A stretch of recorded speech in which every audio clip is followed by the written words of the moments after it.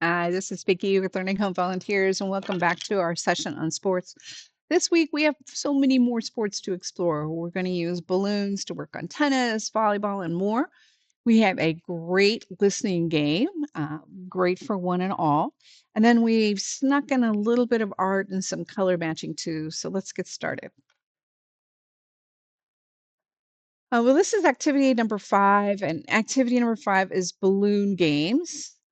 In your box, you should find some balloons marked number 5, and we're posting a document and class tag with some great ideas.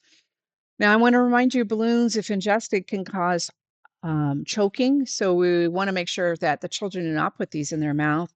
And you shouldn't leave uninflated balloons around if you've got kids that are still putting things in their mouth around the house. So to start, we need to blow up the balloons, and you should let your child actually try to blow up a balloon. As you know, it is kind of tricky. The first game that we actually tried was this one, and we actually taped a string to the balloon, and then I hung it from the ceiling. And by far, when I was playing with my learner, this was their favorite game. He called it karate ball. Okay. That was horrifying. And my learner and I kicked the ball, punched the ball, laid it on the floor, pushed it up with our feet. It was very versatile, super fun.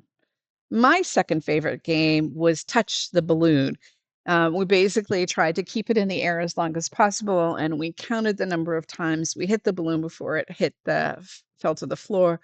We obviously tried to beat each other. My personal record, I'd like to say, is 22 touches, but I still lost. It was horrible. The last game we played was dunk ball.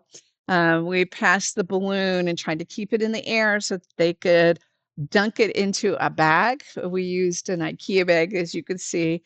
It was super fun. All of these 3 games took us 45 minutes. I was super tired and ready for a nap, but my opponent was ready for yet another game. Phew, I guess I'm getting old. Anyhow, there are lots of other games. We also played volleyball, where we placed a piece of tape that served as the net, and then, basically passed it to either side. We also played tennis with paper plates with the handles on that are in your box, but you could use a swatter if you wanted to. I think this was super hard. Adding the racket seemed to add a level of difficulty that I hadn't experienced by actually playing tennis or volleyball. And then finally, outside, we used the balloon as a soccer ball. All in all, I was tired, but most of my opponents were not. Our last game here is a listening game. They call it Head, Shoulder, and Square. And it's a listening game. It could be played by a single player and a caller, or it could be played in teams, like the picture is actually showing, or it could be played by individuals that are playing against each other.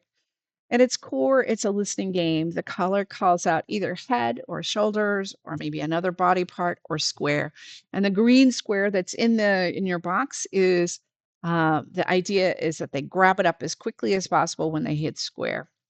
The game is super fun, and actually, I found that the more people that played, the funnier the game got.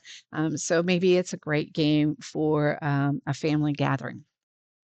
Well, our second to last activity of this week is actually a color matching game.